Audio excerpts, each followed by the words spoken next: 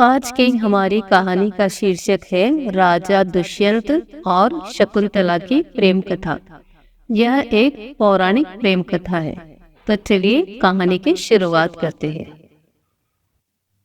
महर्षि विश्वामित्र, जो जन्म से ब्राह्मण नहीं थे, लेकिन उन्होंने अपने तप और उग्र तपस्या के बल पर लगभग 1000 वर्षों की तपस्या के पश्चात ऋषि होने का वरदान प्राप्त कर लिया था। लेकिन विश्वामित्र ब्रह्म ऋषि बनना चाहते थे, इसीलिए पुष्कर के तट पर जाकर पुनः तपस्या शुरू कर दी। ऋषि विश्वामित्र की इस कठोर तपस्या से राजा इंद्र विचार में पड़ गए। इंद्रदेव को डर था कहीं विश्वामित्र इंद्रासन नहीं मांग ले। यही विचार कर तपस्या भंग करने के लिए अपनी अप्सरा मेनका को कन्या के रूप में धरती पर भेज दिया। नित्य की भांति ऋषि विश्वामित्र अपने दैनिक कार्यों में लगे हुए थे।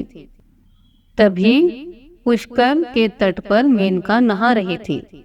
मेनका का बदन देखकर विश्वामित्र को काम का मोह हो गया और मेनका से परिचय किया। विश्वामित्र ने मेनका को अपने साथ कुटिया में रहने का निमंत्रण दिया। अप्सरा मेनका ने ऋषि विश्वामित्र को काम पाश में बांध लिया और उनके साथ कुटिया में रहने लगी।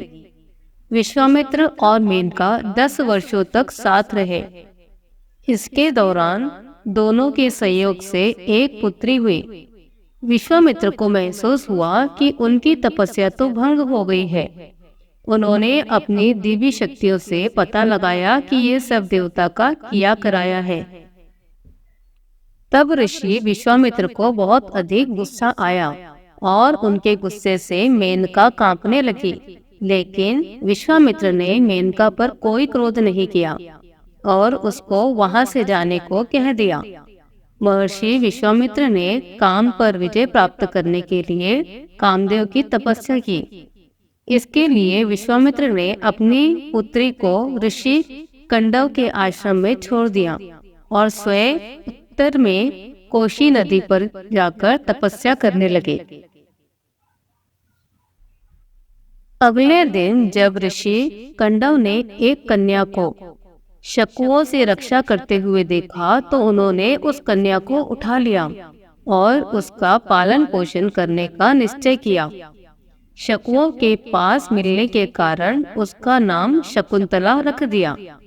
समय रहते शकुंतला युवती हो गई और एक दिन सखियों के साथ पुष्पक बीनने के लिए वन में गई। तभी पुरु वंश के राजा दुष्यंत एक दौरे से वहां गुजर रहे थे। शकुंतला को देखते ही उनके मिलने का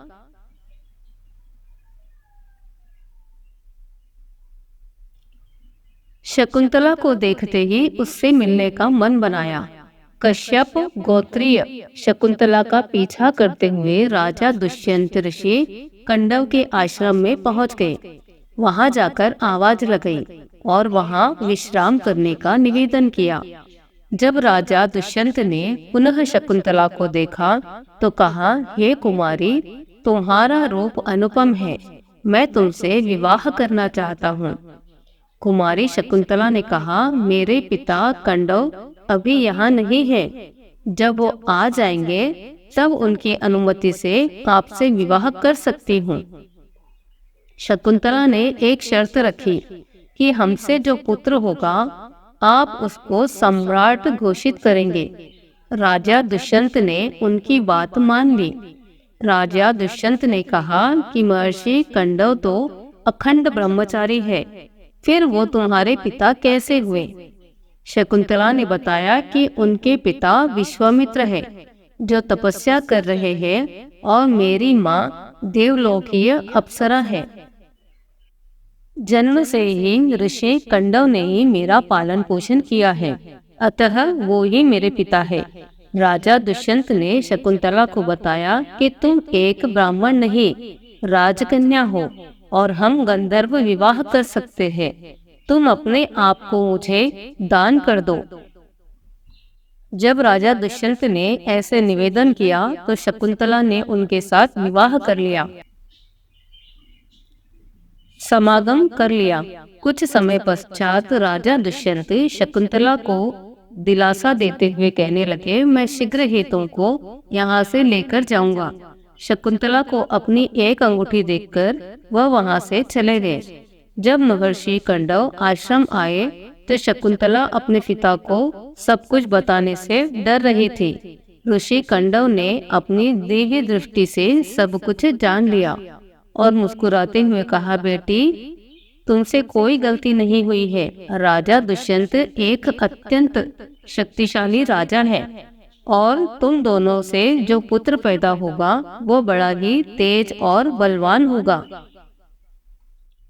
एक दिन महर्षि दुर्वासा अपने मित्र कंडव से मिलने आए। उस वक्त कंडव वहां मौजूद नहीं थे। आश्रम के द्वार पर शकुंतला राजा दुष्यंत के बारे में सोच रही थी। महर्षि दुर्वासा के कहने पर भी शकुंतला का ध्यान नहीं टूटा।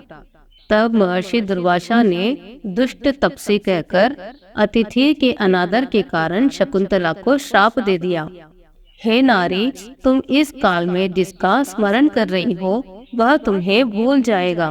दुर्वासा के इतना कहते ही अचानक शकुंतला का ध्यान टूटा और वह ऋषि दुर्वासा से माफी मांगने लगी।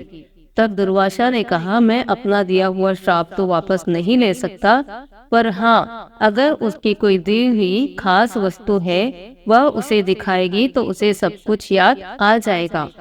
एक दिन कंडव ऋषि ने शकुंतला को कहा, अब तुमको अपने पति के पास जाना चाहिए। विवाहित स्त्री का इस तरह रहना कीर्ति और धर्म का घातक अपमान है। शकुंतला अपनी माँ समान दासी गौतमी से कहा और हस्तिनापुर के लिए निकल गई और वहां से रवाना हो गई। रास्ते में शकुंतला को प्यास लग रही थी तो वह गंगा से पानी पीने के लिए जैसे ही शकुंतला ने अपनी अंजलि भरी तो उसकी अंगूठी पानी के अंदर गिर गई, लेकिन उसका इसे पता नहीं चला। जब शकुंतला हस्तिनापुर पहुंची, राजा दुष्यंत को बतलाया कि वह उनकी पत्नी है। आपके राज्य का सम्राट मेरी कोख में पल रहा है। तब राजा दुष्यंत ने तापसी स्त्री कहते हुए शकुंतला का तिरस्कार किया। तब गौतमी ने कहा कि तुम उनको अपनी अंगूठी दिखलाओ। शकुंतला ने अपनी अंगूठी ढूंढने की बहुत कोशिश की पर वह उसे नहीं मिली। श्राप के वशीभूत सब कुछ भूल जाने वाला राजा दुष्यंत ने उन लोगों को वहां से तिरस्कार कर कर भेज दिया। गौतमी ने कहा कि हम वापस ऋषि कंडव के आश्रम में लौट जाते हैं। एक दास ने कहा कि हम शकुंतला को यहीं पर छोड़कर चलेंगे। इतना कहकर दासी लोग वहां से निकल गए। राजा दुष्यंत का महामंत्री ने शकुंतला के प्रसव तक उसको अपने आश्रम में निवेदन किया। शकुंतला की अनुमति के साथ दोनों आश्रम की तरफ निकल पड़े। रास्ते में शकुंतला की माता मेनका प्रकट हुई और शकुंतला को अपने साथ लेकर अदृश्य हो गई। मेनका शकुंतला को लेकर ऋषि महाराज के आश्रम में पहुंच गई और उसको वहां छोड़कर वापस स्वर्गलोक चली गई। एक दिन राजा के कर्मचारियों ने एक मछुआरे को राजा की अंगूठी चुराने के जुर्म में गिरफ्तार किया और राजा के सामने पेश किया। मछुआरे ने राजा से विनती की कि महाराज, ये अंगूठी मुझे प्रातःकाल एक मछली के पेट से मिली है। राजा दुष्यंत उस अंगूठी को देखकर सब कुछ जान गए। वहां पर उनका श्राप खत्म हो गया था और उनको अपनी भूल और शकुंतला के तिरस्कार करने का अफसोस हुआ। राजा दुष्यंत ने अपने मंत्री को बुलवाया और शकुंतला का पता पूछा। तब मंत्री ने बताया कि मेनका के साथ वह अदृश्य हो गई है। यह सुनकर राजा बहुत दुखी हो गए। लगभग 6 साल बीत चुके थे।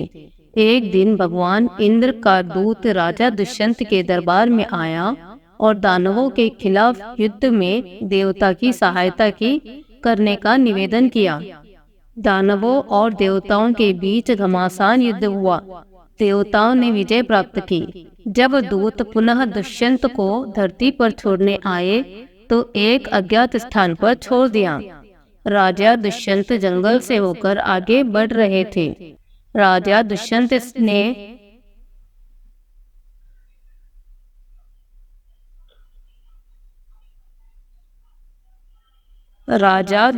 ने देखा कि कोई बच्चा खेल रहा है। ढूंढते ढूंढते दुष्यंत उस बच्चे के पास पहुंचे।